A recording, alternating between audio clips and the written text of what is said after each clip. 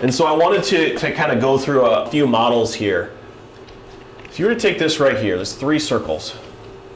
And if you were to consider this your rational brain, I'm just going to put an equal sign for truth. This is how you rationalize. You use language here. And then this is your emotional center. You could also call it your subconscious, your body, your intuition, your emotions. I call it the heart. This would be the mind. And then as you act out, you make decisions and you act them out in action form. You know, what you're thinking, what you're feeling, these things manifest themselves in actions. And I would call that your will. I know one person, Dr. Joe DeGenova, he specifically said that your heart is your subconscious mind. We've all heard of the subconscious mind. And because the topic is becoming more conscious of life, right?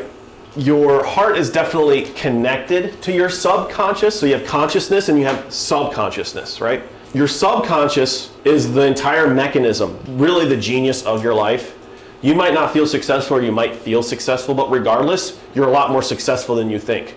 Because already you have these genius abilities. The only problem is that it's kind of like this trick that God played on you, you could say, where it's like you don't realize what is actually happening. We talked about 3 trillion bits of information per second. You know how fast, does anybody want to guess how fast we were able to process information simultaneously, all that bits of information all coming through thousands of channels? I believe it's between 10 and 30 milliseconds. So that's like 10 to 30 thousandths of a second, where they're able to take all this information. So you're processing it all simultaneously. And it's not coming to your rational brain. So you're not realizing you're processing this until just the hair little bit of it filters in terms of one little bit of information. So you're processing 3 trillion, for which you might have one single thought that bubbles up a second later out of that, right? Or you notice something, you still slowly become aware of it.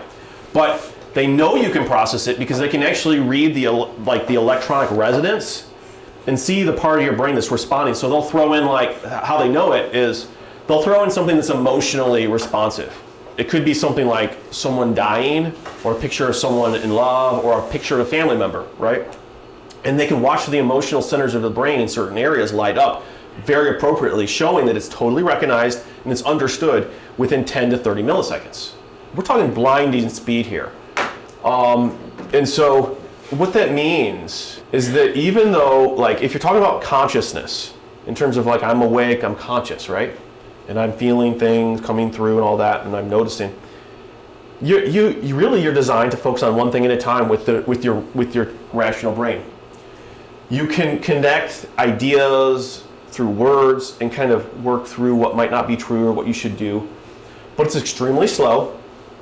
It's not efficient, and the problem is it's about the only part of you that you're aware of, because the very nature of consciousness is you're only aware of what you're conscious of, right? So the rest of this, you do become aware of feelings to an extent if you choose to, but a lot of it you never feel. You'll have feelings that result in all sorts of brain activity that you never notice, right? And so that would be a lack of consciousness, right? Yeah.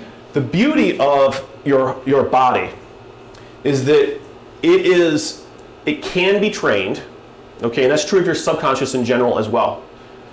In order to be more conscious, you have to train what you are not conscious of. So all these things you're not aware of at all, yet you can influence. And so the problem is, because we don't realize it's all happening, we don't realize we can do anything about it. And so we just whatever our destiny is, it is. Here I am. I'm a product of whatever's happened in my life, and I can do nothing about it.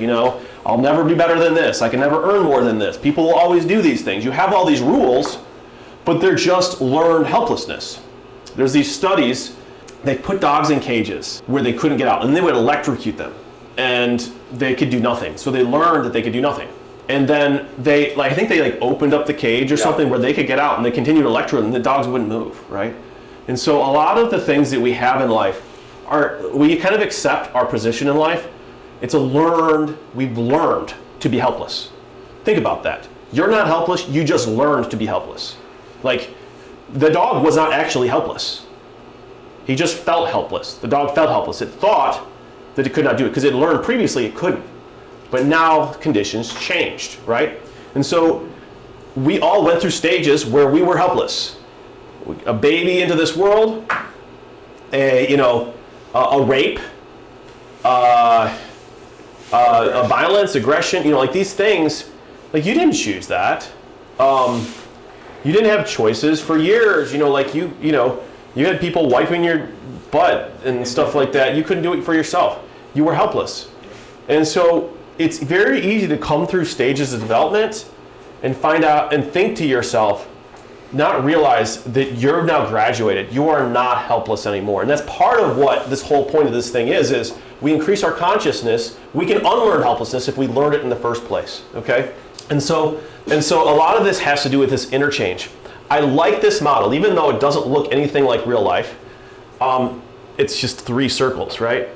But I like this model because what it teaches you is that there's functional parts of your life that you want to integrate. And you can look at parts of your life as a way of understanding the actual truth. So becoming conscious, starting to see like, oh, these are not relating, there's a problem here.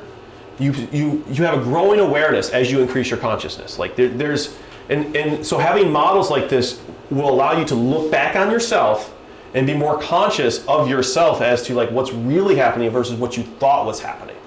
So for instance, in your mind, you have a feeling. You can literally say, what am I thinking right now?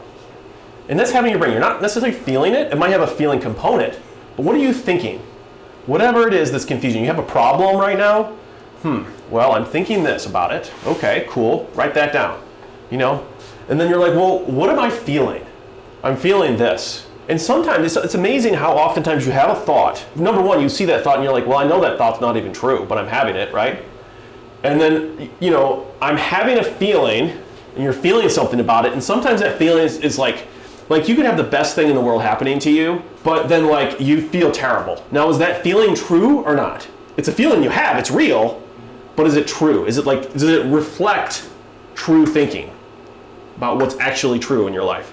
It doesn't. So like literally, you did really did well in a business deal, right? Sweet, awesome. And then it's like, but like someone didn't pay me money on something. And I'm like, oh man, this sucks so bad. And then it turns out like it didn't make any difference in my life at all, right? But I feel poor now. Like I feel like, wow, I'm not doing very well. But you know what? I just killed it over here, right? And so you can have these, they're essentially lies that you feel. Now you typically think of truth for your brain. That's why I put the equal sign. But there's an equivalency in terms of your feelings. And so you're always looking for these things to line up. When you have problems is where those things don't line up. Right? Where number one, what you're thinking doesn't line up with any sense of reality. Now there's many realities.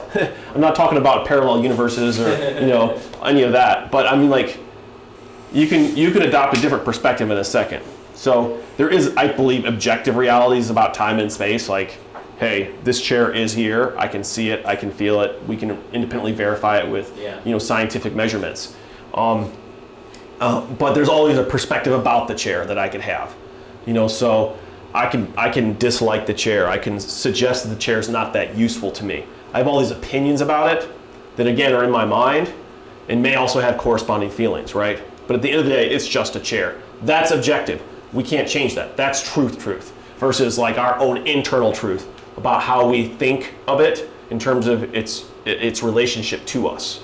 So the truth I'm talking about here in your mind is all of that, both your understanding of what's objectively true and your own subjective way of thinking about it. Versus your heart, it's your feelings. Again, they may or may not relate to either one of those two, the unsubjective or subjective truths. Like your opinion about something, saying, you know what, I'm going to look at all 3 of these and compare them, it's going to tell you a lot. You can actually do your own self-coaching by just looking at these 3 things and say, what am I feeling?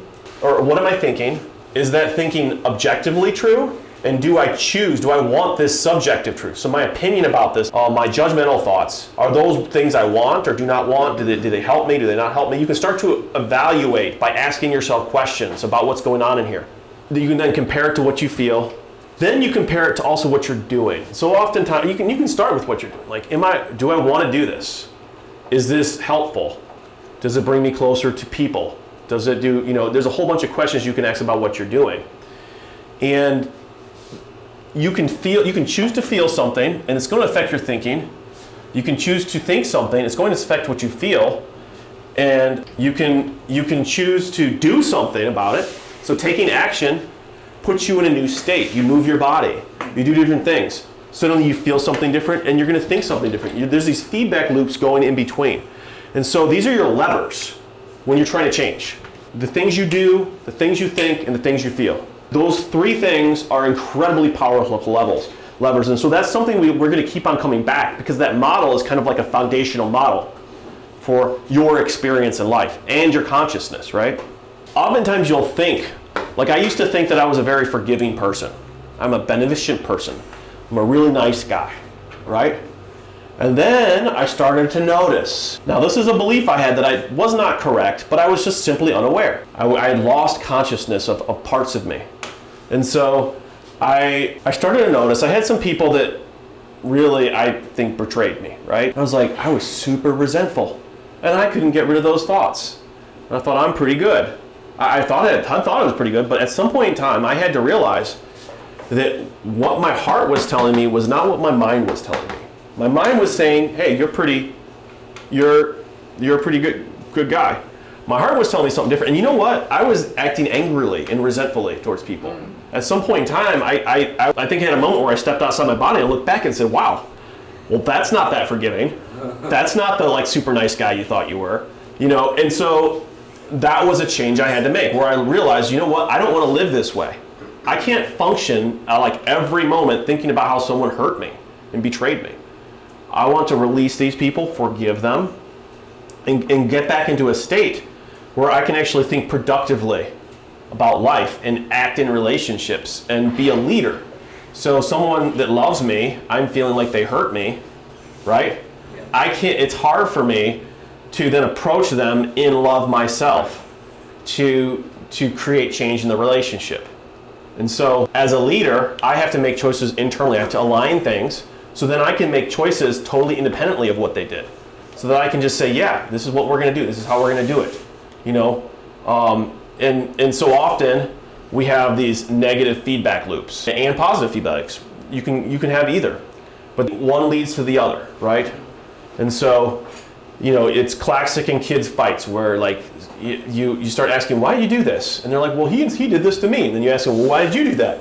Well, he did it to me. And there's this endless history of people hurting each other. But the question is, where are you in all of this? Do we allow these negative feedback loops? And the truth is, there's no way around the feedback loops. Life is full of them. The only question is, which kind of feedback loop are you going to be in? And so if you can't increase your consciousness, it's going to be hard for you to be aware of the feedback loop you're in and to change it. My preferred feedback loop is to realize I have a state of heart that I need to be in, and that is gratitude, thankfulness, right? And suddenly, the feedback from that, as you're interacting with people and you're full of gratitude and thankfulness, you attract people like that into your life because they want to be around that. Yeah. You end up influencing people because they want to be like that and they're not. It's hard to be mad at somebody that's full of gratitude for everything and sees the best in you. It's hard, and suddenly people around you grow. They're inspired, right? And so you suddenly create this feedback loop that then inspires you and you go all the way up.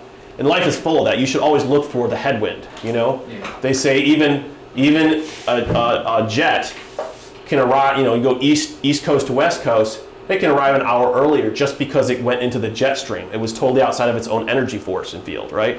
And so we're looking to put ourselves in the jet stream. Yeah. And it's called aligning yourself with nature or God. Yeah. God has made principles a certain way. That's what we're trying to learn from. Sure. Is actually figure out the principles of life and then step into them. What is the definition of wisdom? How many knowledgeable people have you found that make bad decisions? Yeah. But it's the ability, knowing what to do in different situations, making good decisions.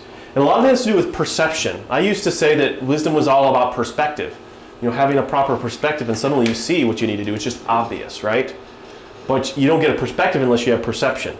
Perspective is about the place you are in. So oftentimes being above and looking down, being a little bit out and seeing things, versus what you will notice, by the way, in terms of heart or emotion. Emotions don't lead to good decision making, right? So if you're angry, the Bible says it, be angry and do not sin. In other words, angry is reasonable. It happens all the times. There's a time for it, but you can make a big mistake in your life if you allow yourself to be too angry. You're not going to be wise.